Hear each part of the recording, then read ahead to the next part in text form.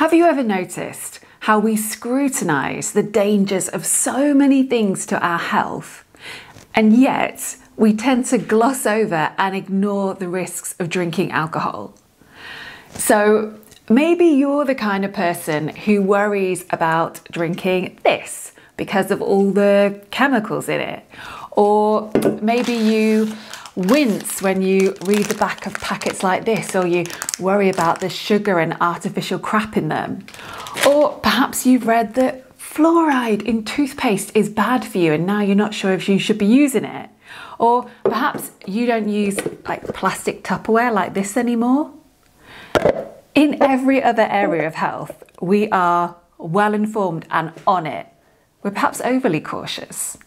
So why is it that when it comes to this, we just stick our head in the sand? And listen, don't worry, this video isn't going to be some kind of lecture about how bad alcohol is for you, because I think deep down you already know that really, or you could research it yourself. But instead, what I wanted to talk today is about why so many of us regularly scrutinise labels on stuff like this, but just don't think about what alcohol's doing to our insides. I mean, I know when I was drinking, even when I was drunk, I would never buy a cheap kebab or hot dog because you just don't know what's in that stuff. So it's very principled there. And yet I would never stop to think about what was in my drinks of alcohol or what booze was doing to my insides. So why are we so good at ignoring the dangers of alcohol? Well, personally, I think there are 3 reasons. First of all, it has been a bit of a confusing picture over the years. For decades, alcohol companies have actually funded research that downplays the dangers of alcohol and highlights the small list of so-called benefits. And you, like me, I suspect, grew up thinking that a little bit of alcohol was actually good for you, and that wine in particular had some heart health benefits. Those studies from the 80s and the 90s have been widely debunked since, because they used biased data to come to those conclusions and give everyone a reason to drink and feel a bit better about it. But what's crazy is that even though there's been a ton of information come out about the risks of drinking since then, it hasn't really cut through in the same way.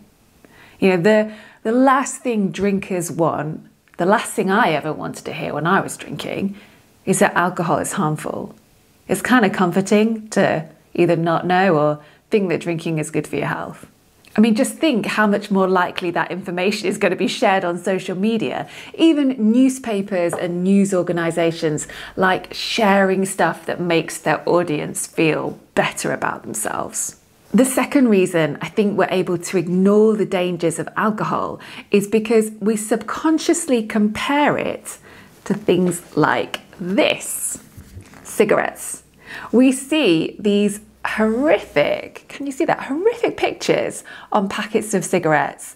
And these boxes, when you go into shops to buy them, they're hidden out of sight. Smoking is banned in public places. So people who do smoke have to literally go outside, away from other people. They are the outsiders, they're excluded.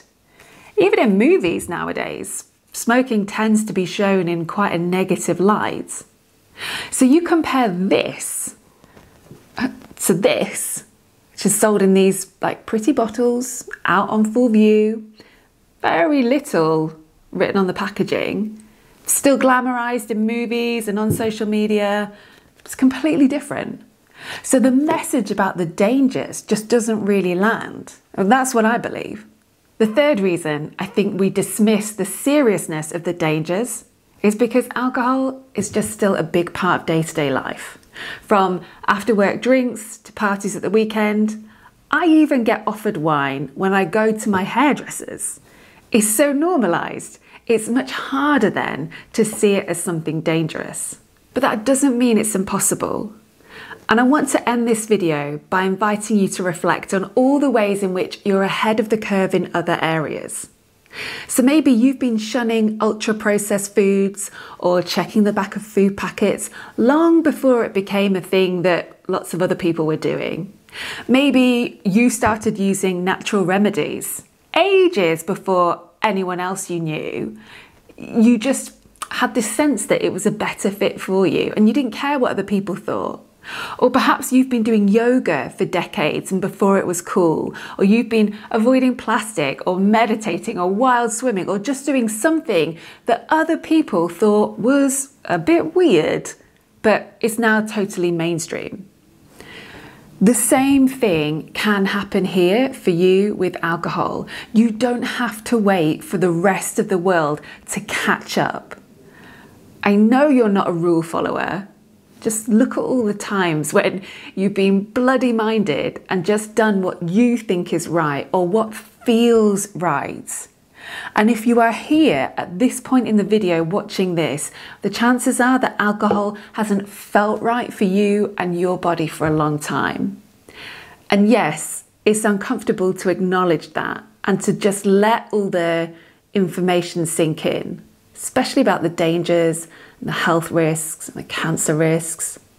But in doing so, you allow yourself to make more informed choices that I suspect will align better with the rest of your values. So I'm Kate B. Scroll down and let me know how you feel about all these health risks. And yeah, I hope you have a healthy and hangover-free week ahead.